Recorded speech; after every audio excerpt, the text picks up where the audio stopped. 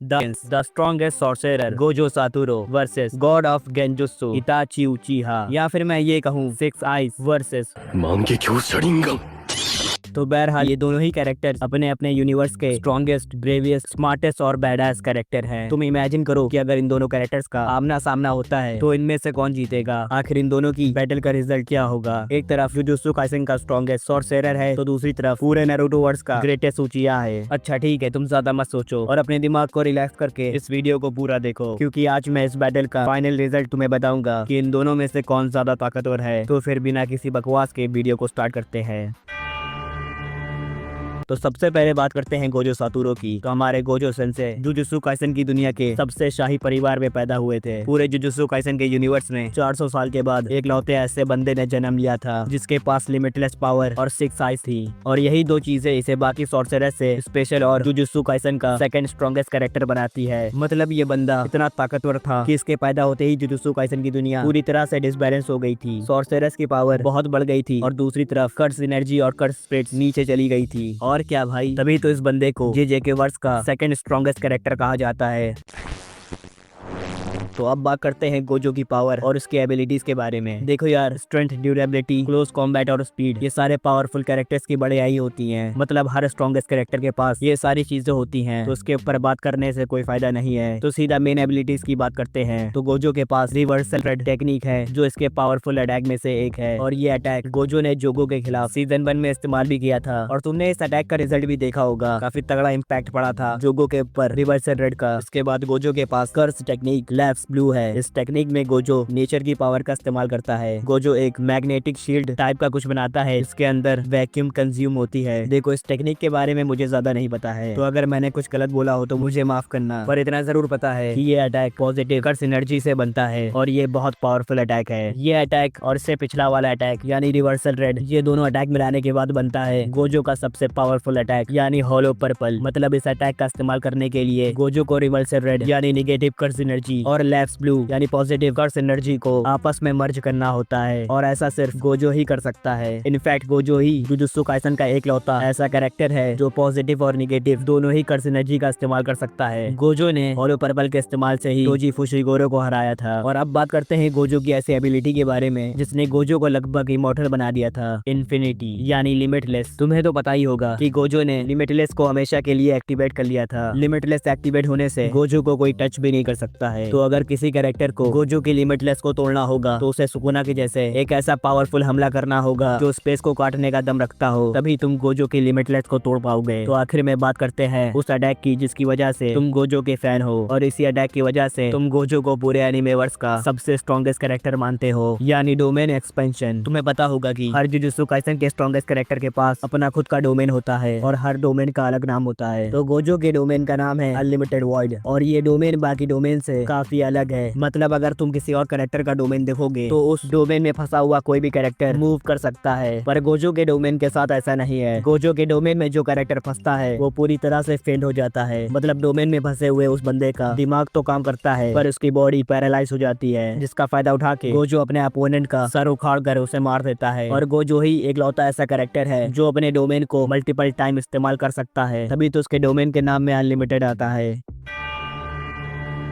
तो अब बात करते हैं इताची उचिहा की। तुम्हें तो पता ही होगा कि इताची फुगाकू उचिहा का पहला बेटा है। इताची शुरू से ही टैलेंटेड और स्मार्ट था। मतलब इसने 6 साल की उम्र में एकेडमी के एग्जाम में टॉप किया था। 9 साल की उम्र में ये बंदा जोनिन बन गया था और 11 साल की उम्र में अनबू ब्लैक ऑप्स का चीफ। इताची शुरू से ही अपने विलेज के लिए वफादार था, यहाँ तक कि उसने अपने विलेज के लिए अपना ही उचिहा क्लैन, इनफैक्ट अपनी फैमिली को भी अपने ही हाथों से खत्म कर दिया था। इताची शिनोबी वर्ल्ड का सबसे स्ट्रॉन्गेस्ट तो नहीं पर ग्रेटेस्ट उचिहा जरूर है। इस बंदे ने 13 साल की उम्र में ही अपना सब कुछ सैक्रिफाइस कर दिया था। तुम इताची को बेस्ट साइड कैरेक्टर या फिर ग्रेटेस्ट सैक्रिफाइसर भी मान सकते हो। मतलब इताची इतना ग्रेट था कि उसने सिर्फ अपने छोटे भाई सास्के के हाथों मरने का फैसला करा था। वो चाहता तो सास्के को कुछ ही मिनटों में हरा सकता था, पर वो अपने छोटे भाई से बहुत प्यार करता था, इसलिए वो ऐसा कभी नहीं करता।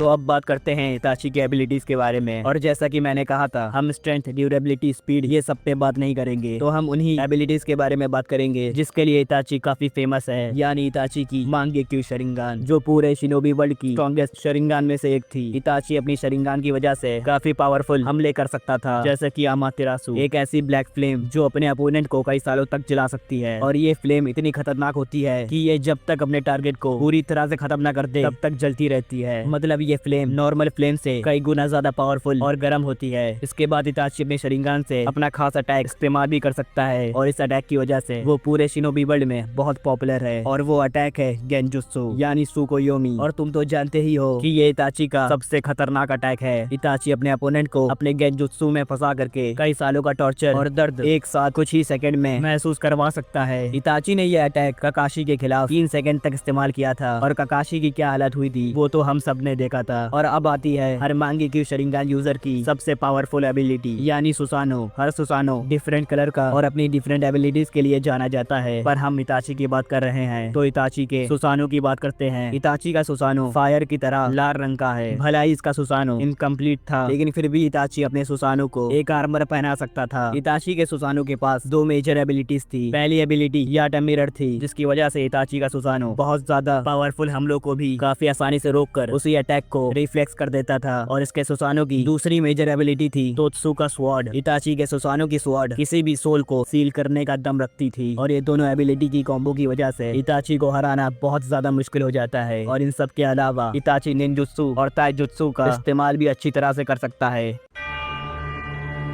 तो अब आ गया है इस वीडियो का लास्ट पॉइंट, जिसके लिए तुमने ये वीडियो यहाँ तक के देखी है कि आखिर इन दोनों कैरेक्टर में से कौन ज्यादा पावरफुल है और कौन ये बैटल जीतेगा। तो इस बैटल का क्लियर विनर इताची है। इससे पहले कि गोजो फैंस तुम मुझे कमेंट में गाली दो, पहले मेरी बातों को पूरा सुन लो, फिर अपना ओपिनियन कमेंट में बताना। तो बहरहाल, जैसा कि तुम जानते हो कि गोजो के पास इन्फिनिटी है, तो उसे कोई टच भी नहीं कर सकता, लेकिन इताची को गोजो को टच करने की कोई जरूरत नहीं पड़ेगी। इताची अमातेरासु से ही गोजो को जला सकता है। तुम तो जानते ही हो कि जुजुत्सु काइसन के कैरेक्टर्स की ड्यूरेबिलिटी नारुतो के कैरेक्टर्स के कंपेयर में काफी कम है, तो काफी हाई चांसेस है कि इताची का अमातेरासु बिना गोजो की लिमिटलेस को तोड़े उसे काफी जख्मी कर सकता है। और अगर ऐसा नहीं हुआ तो गेंजुत्सु गोजो को हराने के लिए काफी होगा। इताची फिर से बिना लिमिटलेस को तोड़े गोजो को अपने गेंजुत्सु में फंसाकर उसे कई सालों तक टॉर्चर और दर्द दे करके गोजो को हरा देगा। अब तुम कहोगे कि भाई गोजो के पास हॉलो पर्पल और रिवर्सल रेड जैसी पावरफुल टेक्निक है, उसका क्या, गोजो इससे इताची को हरा सकता है। पर ऐसा नहीं होने वाला। तुम्हें पता ही है कि इताची क्लोन्स बनाने में कितना माहिर है। गोजो को लगेगा कि उसका अटैक इताची पर पड़ा है, लेकिन वो असली इताची नहीं होगा। असली इताची तो कहीं और ही होगा, और ऐसा हमने कई बार नारुतो एनिमे में देखा है। और चलो मान लिया कि इताची अपने क्लोन का इस्तेमाल नहीं कर पाएगा, लेकिन फिर भी उसके पास सुसानो का याटा मिरर है, जो गोजो के अटैक को रिफ्लेक्स करके वापस उसी के पास भेज देगा। अब तुम डोमेन के बारे में सोच रहे होगे, लेकिन डोमेन भी इताची के सामने बेकार है। इनफैक्ट वो उसके ऊपर काम ही नहीं करेगा, क्योंकि इताची के पास कर्ज एनर्जी नहीं है। और हमें जुजुत्सु काइसन में बताया गया है कि डोमेन उसी के ऊपर काम करता है जिसके पास कर्ज एनर्जी है, और इताची के केस में उसके पास कोई भी कर्ज एनर्जी नहीं है। अरे चलो यहाँ पर भी मान लिया कि डोमेन इताची के खिलाफ इस्तेमाल